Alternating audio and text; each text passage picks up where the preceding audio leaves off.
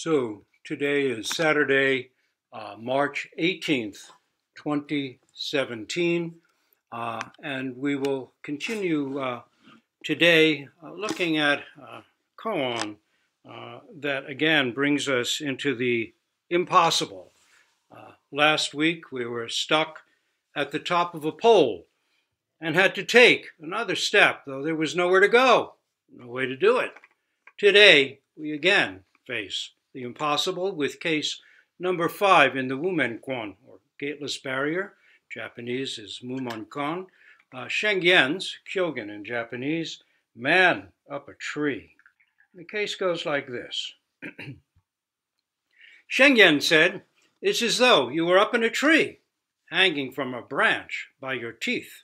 Your hands can't grasp a branch, and your feet can't touch one. Someone appears beneath the tree and asks, 'What is the meaning of Bodhidharmas coming from the west?' If you do not answer, you fail the questioner and evade your responsibility. If you do answer, you lose your life. What do you do?" Wumen's commentary on Shengyen's case, which he put before his monks. Even if your eloquence flows like a river, it is all in vain. Even if you can expound the whole body of the sutras, it is to no avail. If you can give an answer here, you will revive the dead and kill the living. If, however, you can't, you'll have to wait and ask Maitreya about it. And now Wumen's verse. Shengyen is truly outrageous. He spreads poison limitlessly. He stops up the monks' mouths and watches them squirm with the black, piercing eyes of a devil. So, Shengyen was an important Chinese teacher who lived in the 9th century, the Great Tang era, and so-called Golden Age of Zen. He was lively, creative, and intellectually brilliant. Let me read to you a little bit from Aitken Roshi's The Gateless Barrier, the Wumenkwan, or Wumenkan, his commentaries and translation of the Mumonkan, or Wumenkwan, actually, Gateless Barrier. So this is what Aitken Roshi has to say about Shengyen. Shengyen, Kyogen in Japanese, was a cousin of Linji in the Dharma, Rinzai in Japanese. His dates of birth and death are unknown, but it seems that he was active in the 9th century. His teacher was Kuei-shan, Isan in Japanese, co-founder of the Kuei-yang school of Zen. When Shengyen was a young monk, he studied under Baichang, Yakujo in Japanese, and it was only when Baichang died that he became a disciple of Kuei-shan. He was an intellectual, and like many intellectuals, had a hard time with the practice at first. One day, Kuei-shan said to him, "I am told that you have been under my late master Baichang, and also that you have remarkable intelligence. But the understanding of Zen through this medium necessarily ends in intellectual and analytical comprehension, which is not of much use. Yet you may have some insight into Zen. Let me have your view as to your own being before your parents were born." Shengyen couldn't respond. He retired to his room and looked through all his notes of Baichang's Teishos, but he could not find anything suitable. Returning to Kuei-shan, he said, "I have failed to find a response to your question. Please teach me the essential point." Kuei-shan said, "I really have nothing to teach you, and if I tried to express something, later you would revile me. Besides, whatever understanding I have is my own, and will never be yours." Shengyen thereupon burned his notes and determined that he would just be a rice gruel monk. It means just someone who doesn't really try, just eats their food, follows the schedule. That was it. He'd come to his end. And faced Kuei-shan's profound question moment by moment. That is, he would just try his best to live that question, to be that question. Not that he gave up on his practice, he gave up on everything that he'd been doing until then. He just decided he would face it head on. rather than trying to resolve it by means of intellectual research. Hearing that the tomb of Nanyo, was being neglected, he asked Guishan's permission to go there and serve as caretaker. That is, he was not even going to be doing the monastic schedule anymore. He was just going to go off and tend this kind of uncared for, unkempt tomb of one of the great old teachers, and just be completely as present as he could be and get to the bottom of it, but without any tricks, any hope. Just be there. Just accept where he was at and be fully right there with his not knowing. Very humble, really. Guishan approved, so Sheng Yen built a small hut near the tomb and spent his days cleaning the grounds, absorbed in his koan. One day, while sweeping up fallen leaves, his bamboo broom caught a stone, and it sailed through the air and hit a stalk of bamboo with a little sound, tuck. With that tuck, he was awakened. Hurrying to his hut, he bathed and then offered incense and bowed in the direction of Guishan's temple, crying out aloud, "Your kindness is greater than that of my parents. If you had explained it to me, I would never have known this joy." Like the Buddha, whose preparations, says Aitken Roshi, under the Bodhi tree, invited the morning star, Sheng Yen's deep absorption in Guishan's koan set the stage for the little stone to do its work. Practice makes Kensho possible. And then an unexpected intervention breaks the spell of time and space. It is significant that Sheng Yen's experience came during Samu work ritual. This Chinese Buddhist tradition carried over into Korea and Japan and is maintained today in Western Zen as part of our natural rhythm of practice, Zazen, work, rest, recreation. Recreation. When Zazen is the ground, all other activity is practice too. Let me repeat that. When Zazen is the ground, all other activities, Zazen, work, rest, recreation, all of it is practice too. Sheng Yen packed up and returned immediately to Guishan and showed him a poem he had composed about his understanding. "One tuck has made me forget all my previous knowledge. No artificial discipline is needed at all. In every movement, I uphold the ancient way and never fall into the rut of mere quietism. Wherever I walk, no traces are left, and my senses are not fettered by rules of conduct. Everywhere those who have found this truth all declare it to be of the highest order." Guishan was very pleased with this poem, but his senior disciple Yangshan, Kyozan in Japanese, was not satisfied. So Sheng Yen wrote another poem. This one is quite famous also in Zen. "My poverty last year was not true poverty. This year, it is the real thing. Last year, a fine gimlet, like an awl, a very sharp, almost needle-like awl, could find a place. This year, even the gimlet is gone." Some translations put that as, "Last year, a gimlet could find a place. This year, there's no room for the gimlet." Yangshan said, "You have attained Tathagata Zen all right, but you don't have an inkling of ancestral Zen."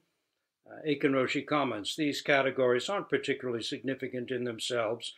The point is that Yangshan was not yet confident of his brother's insight. So Sheng Yen wrote yet another poem. "I have a single potential. It can be seen in a solitary twinkle. If you still don't understand, call the acolyte and ask him about it." "Call the little boy monk," says Aitken Roshi, "and ask him. Surely this transcends even Zen itself." And indeed, Yangshan approved at last. Thereafter, Sheng Yen resumed monastery life, but as an independent teacher, and found an important place in the golden age of Zen in the Tang period. So let's look at this now. Why did the first patriarch, the ex-prince Bodhidharma, at an advanced age make the difficult, dangerous journey from the West, which from China would mean southern India, though it may also have an implication of a mythic realm, the Western paradise of Amitabha Buddha. Why did he make that difficult journey across the sea in an advanced age? What was so important? In Hekiganroku, which is Pian Lu in Chinese, the Blue Cliff record, Shengyan responded to the same question by saying something different. A monk asked the same question, and this time Shengyan said, sitting long, getting tired. The question again was, why or what is the meaning of Bodhidharmas coming from the West? It is, what is the highest meaning of the Buddha Dharma? What's the deepest purpose of practice? He responded, sitting long, getting tired.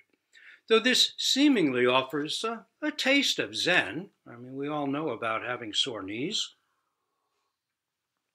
We all know about getting tired in sesshin in the evening. Even sitting for as long as Bodhidharma, who it said sat for 9 years facing a wall, is not necessarily sitting long, getting tired. Sitting for a long time could be the opposite of sitting long, getting tired. Sitting for a long time could be just sitting, waiting for something to happen. If you think that forcing yourself to sit for as long as you can is it, you also miss the boat.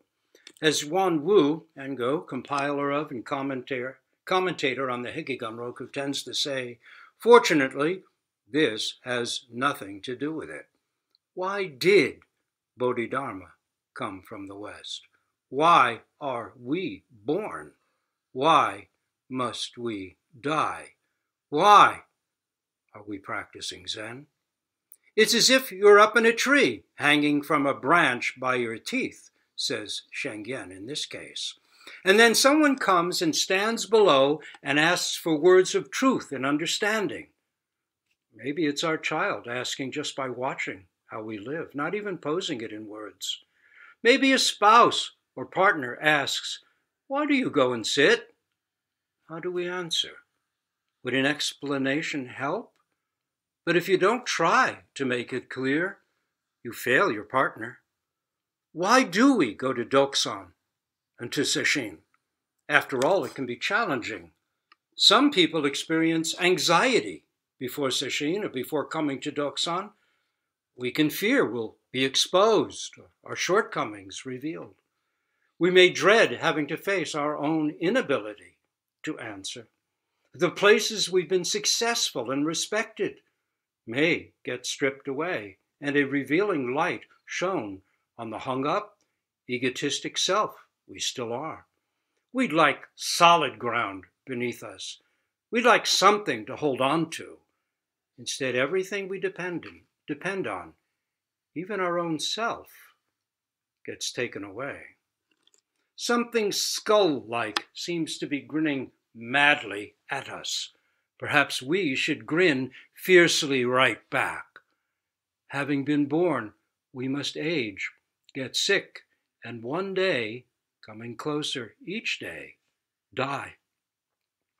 We don't want to leave sunlight, raindrops, clouds, snow, flowers, ants, crows, the taste of pizza, Indian buffet, the touch of a hand, the faces of friends and family, the music of Beethoven and John Coltrane.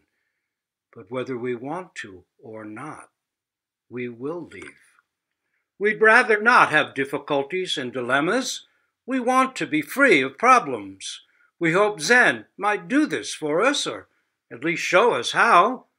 Right now, maybe we're even wishing that Shengyan would have just kept his own big mouth shut.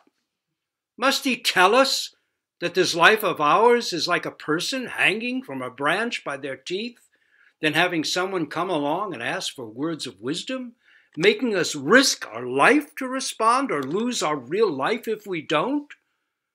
That doesn't sound helpful at all. Hey, what did Bodhidharma bring that's so valuable? They called to us. You've been practicing Zen for quite a while. Please tell me.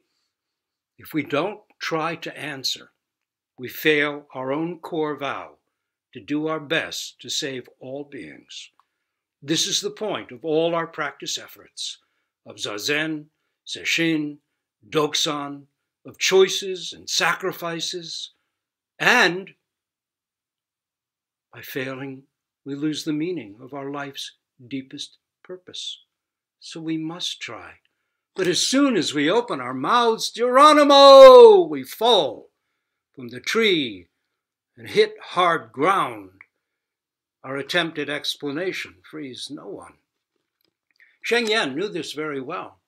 He knew it personally. Though he was intellectually brilliant, it was his teacher Kuei Shan's profound non-explanation, his potent no words that truly opened his gate. It doesn't mean that at times explanations can't be useful. Words can help, up to a point. But it's not the words that bring about realization. If it were, then every cogent explanation would do the trick. There, I've made it clear to you. Now you're enlightened. Congratulations. What is it to lose our life? Wu Men's verse to case number 1 in The Gateless Barrier, Zhao Chu's dog says, dog, Buddha nature, the full presentation of the whole, with a bit of has or has not. Body is lost. Life is lost. There are consequences to thoughts and actions. To be lost in our heads is to be cut off from friends, family, wind, rain, snowflakes, barking dogs, rivers, mountains, forests, and seas. This sense of something important that's missing is what propels us into practice. We want to gain or re-find that real life, the one we sensed we had from the start, back when we were kids, maybe. We've all had a taste of it because it's truly who and what we are. It's not something we have to gain or add. So naturally, at some point, we seek for our real life of wholeness and connection, the one we seem to have lost, hoping to know and live from it now as mature adults. We feel that we've been imprisoned long enough by our own conditioned, habitual sense of separation and self-centeredness, which, like a veil, seems to be always between us and everything. But to gain or regain our real life, we must lose our limited, false one. In Zen, this is called dying the great death. One tuck, and all is forgotten. All knowledge of me in here, you out there, is gone. Gone. Entirely gone. Is that a loss? If so, it's only a loss of error and delusion. Such loss may be exactly what we need. It has nothing to do with ignorance or anti-intellectualism, yet there is that ancient dread. We fear that losing habitual self-centeredness means losing ourselves. It is just the opposite. Sengai, the terrifically lively Zen monk ink painter, wrote a poem which he attached to his painting, Sheng Yen Sweeps the Ground. It goes like this. One talk, and knowledge is forgotten. What kind of sound is that? At once a bit of rubble turns itself into gold. At once a bit of rubble turns itself into gold. Hung up, feeling separate and alone, we struggle with anxiety over our own impermanence. For a time, we may lose ourselves in a book, a movie, music, a good meal, a project, or maybe simply in hanging out with family and friends. The dualistic awareness that I am in here, you out there, and that this I, the central star of my universe, is fading, is impermanent, it must die, for those moments is gone. But then, alas, it's back. Like the proverbial bad penny, it keeps showing up. The knowledge that nothing lasts eats at us day and night. We even worry that billions of years in the future, our actual sun will die. Our world and its accumulated DNA, family lineages that began millions of years ago, will ultimately be consumed. What will we do then? Good thoughts, nice memories, pithy phrases, wonderful teachings all eventually deconstruct, and once more at wit's end, we find ourselves facing the curse of every conscious being, the sense of an ending. Dukkha is a Sanskrit term meaning a wheel rubbing and grinding, wobbling, not running true on its hub or axle.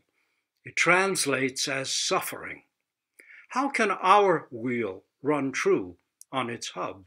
How, in the midst of our ordinary daily troubles, can we find freedom and wisdom?